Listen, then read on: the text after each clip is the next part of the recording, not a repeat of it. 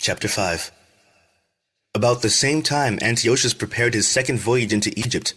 And then it happened that through all the city, for the space almost of 40 days, there were seen horsemen running in the air, in cloth of gold and armed with lances, like a band of soldiers, and troops of horsemen in array, encountering, and running one against another, with shaking of shields and multitude of pikes, and drawing of swords and casting of darts, and glittering of golden ornaments, and harness of all sorts. Wherefore every man prayed that that apparition might turn to good. Now when there was gone forth a false rumor, as though Antiochus had been dead, Jason took at the least 1,000 men, and suddenly made an assault upon the city.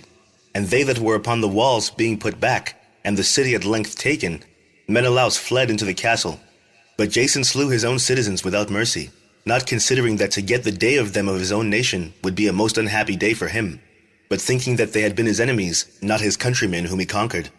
Howbeit, for all this, he obtained not the principality, but at the last received shame for the reward of his treason, and fled again into the country of the Ammonites.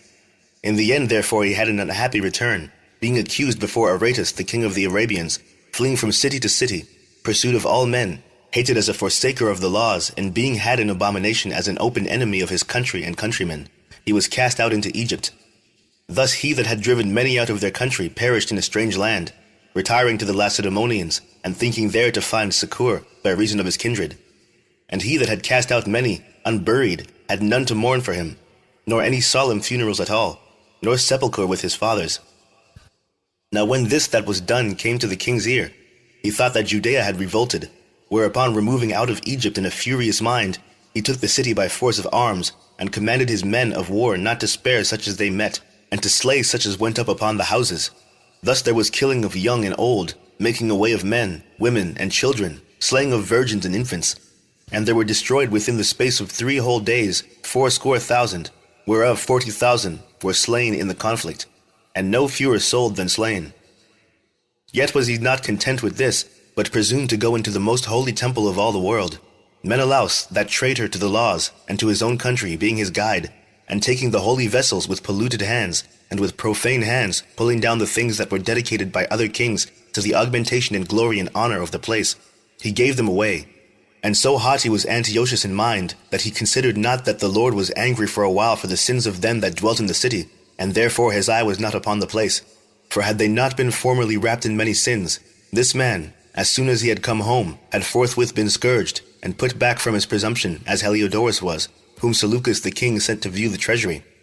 Nevertheless, God did not choose the people for the place's sake, but the place for the people's sake. And therefore the place itself, that was a partaker with them of the adversities that happened to the nation, did afterward communicate in the benefits sent from the Lord. And as it was forsaken in the wrath of the Almighty, so again, the great Lord being reconciled, it was set up with all glory. So when Antiochus had carried out of the temple 1,800 talents, he departed in all haste unto Antiochia, weening in his pride to make the land navigable, and the sea passable by foot. Such was the haughtiness of his mind. And he left governors to vex the nation. At Jerusalem Philip, for his country a Phrygian, and for manners more barbarous than he that set him there. And at Gerizim Andronicus, and besides Menelaus, who worse than all the rest bore a heavy hand over the citizens, having a malicious mind against his countrymen the Jews. He sent also that detestable ringleader Apollonius with an army of 22,000, commanding him to slay all those that were in their best age, and to sell the women and the younger sort, who, coming to Jerusalem, and pretending peace, did forbear till the holy day of the Sabbath, when taking the Jews keeping holy day, he commanded his men to arm themselves. And so he slew all them that were gone to the celebrating of the Sabbath, and running through the city with weapons slew great multitudes. But Judas Maccabees, with 9 others, or thereabout, withdrew himself into the wilderness, and lived in the mountains after the manner of beasts, with his company, who fed on herbs continually, lest they should be partakers of the pollution. Chapter 6. Not long after this, the king sent an old man of Athens to compel the Jews to depart from the laws of their fathers, and not to live after the laws of God, and to pollute also the temple in Jerusalem, and to call it the temple of Jupiter Olympius, and that in Gerizim, of Jupiter the defender of strangers, as they did desire that dwelt in the place. The coming in of this mischief was sore and grievous to the people, for the temple was filled with riot and reveling by the Gentiles, who dallied with harlots, and had to do with women within the circuit of the holy places, and besides that, brought in the things that were not lawful. The altar also was filled with profane things, which the law forbiddeth. Neither was it lawful for a man to keep Sabbath days, or ancient feasts, or profess himself at all to be a Jew. And in the day of the king's birth, every month they were brought by bitter constraint to eat of the sacrifices. And when the feast of Bacchus was kept, the Jews were compelled to go in procession to Bacchus, carrying ivy. Moreover, there went out a decree to the neighbor cities of the heathen, by the suggestion of Ptolemy against the Jews, that they should observe the same fashions, and be partakers of their sacrifices. And whoso would not conform themselves to the manners of the Gentiles should be put to death. Then might a man have seen the present misery, for there were 2 women brought, who had circumcised their children, whom when they had openly led round about the city, the babes hanging at their breasts, they cast them down headlong from the wall. And others that had run together into caves nearby to keep the Sabbath day secretly, being discovered to Philip, were all burnt together, because they made a conscience to help themselves for the honor of the most sacred day. Now I beseech those that read this book, that they may not be discouraged for these calamities, but that they judge those punishments, not to be for a destruction, but for a chastening of our nation. For it is a token of his great goodness, when wicked doers are not suffered any long time, but forthwith punished. For not as with other nations, whom the Lord patiently forbeareth to punish, till they be come to the fullness of their sins, so dealeth he with us, lest that being come to the height of sin, afterwards he should take vengeance of us. And therefore he never withdraweth his mercy from us, and though he punish with adversity, yet doth he never forsake his people. But let this that we have spoken be for a warning unto us, and now we will come to the declaring of the matter in few words. Eleazar, one of the principal scribes, an aged man, and of a well-favored countenance, was constrained to open his mouth, and to eat swine's flesh. But he, choosing rather to die gloriously than to live stained with such an abomination, spit it forth, and came of his own accord to the torment. As it behooved them to come that are resolute to stand out against such things as are not lawful for love of life to be tasted. But they that had the charge of that wicked feast, for the old acquaintance they had with the man, taking him aside, besought him to bring the flesh of his own provision, such as was lawful for him to use, and make as if he did eat of the flesh taken from the sacrifice commanded by the king, that in so doing he might be delivered from death, and for the old friendship with them find favor. But he began to consider discreetly, and as became his age, and the excellence of his ancient years, and the honor of his grey head, whereunto he was come, and his most honest education from a child, or rather the holy law made and given by God. Therefore he answered accordingly, and willed them straightways to send him to the grave. For it becometh not our age, said he, in any wise to dissemble, whereby many young persons might think that Eleazar, being 80 years old and 10, were now gone to a strange religion. And so they, through my hypocrisy and desire to live a little time and a moment longer, should be deceived by me, and I get a stain to my old age, and make it abominable. For though for the present time I should be delivered from the punishment of men, yet should I not escape the hand of the Almighty, neither alive nor dead. Wherefore, now manfully changing this life, I will show myself such a one as my age requireth, and leave a notable example to such as be young to die willingly and courageously for the honorable and holy laws. And when he had said these words, immediately he went to the torment. They that led him changing the good will they bore him a little before into hatred, because the foresaid speeches proceeded, as they thought, from a desperate mind. But when he was ready to die with stripes, he groaned and said, It is manifest unto the Lord that hath the holy knowledge, that whereas I might have been delivered from death, I now endure sore pains in my body by being beaten, but in soul am well content to suffer these things, because I fear him. And thus this man died, leaving his death for an example of a noble courage, and a memorial of virtue, not only unto young men, but unto all his nation. Again, it will be like a man going on a journey, who called his servants and entrusted his wealth to them. To one he gave 5 bags of gold, to another 2 bags, and to another 1 bag, each according to his ability. Then he went on his journey. The man who received 5 bags of gold went at once and put his money to work, and gained 5 bags more. So also the one with 2 bags of gold gained 2 more. But the man who had received 1 bag went off, dug a hole in the ground, and hid his master's money. After a long time, the master of those servants returned and settled accounts with them.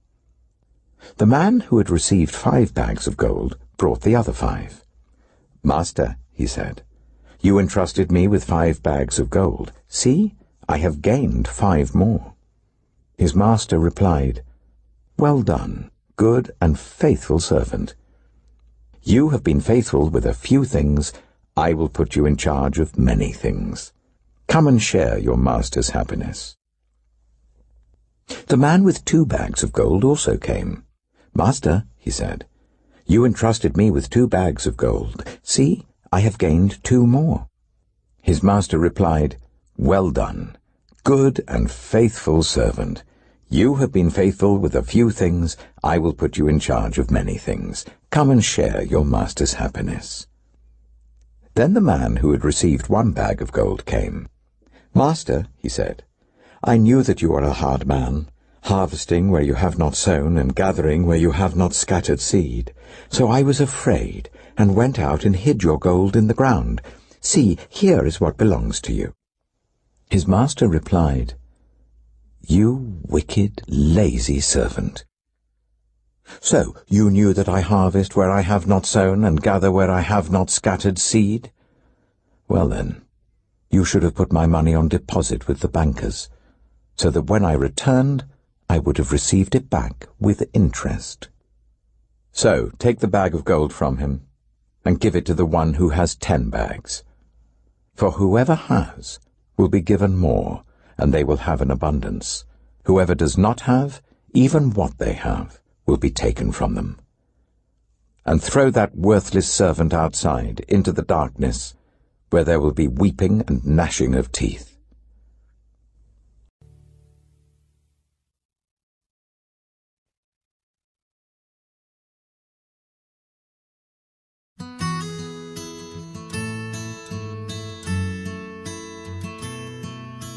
In my mind, I'm gone to Carolina. Can't you see the sunshine? Can't you just feel the moonshine? Ain't it just like a friend of mine to hit me from behind? Yes, I'm gone to Carolina in my mind. Karen, she's a silver sun. You best walk her away and watch it shining. Watch her watch the morning come. A silver tear appearing now. I'm crying, ain't I? I'm gone to Carolina in my mind. There ain't no doubt in no one's mind that love's the finest thing around. Whisper something soft and kind. And hey babe, the sky's on fire. I'm dying, ain't I? I'm gone to Carolina in my mind. In my mind, I'm gone to Carolina. Can't you see the sunshine? Can't you just feel the moonshine? Ain't it just like a friend of mine to hit me from behind? Yes, I'm gone to Carolina in my mind. Dark and silent late last night, I think I might have heard the highway calling. Geese in flight and dogs that bite. The signs that might be omens say I'm going, I'm gone to Carolina in my mind. With a holy host of others standing around me, still I'm on the dark side of the moon. And it seems like it goes on like this forever. You must forgive me if I'm up and gone to Carolina in my mind. In my mind, I'm gone to Carolina. Can't you see the sunshine? Can't you just feel the moonshine? Ain't it just like a friend of mine to hit me from behind? Yes, Yes, I'm gone to Carolina in my mind. Gone to Carolina in my mind. And I'm gone to Carolina in my mind. Gone to Carolina.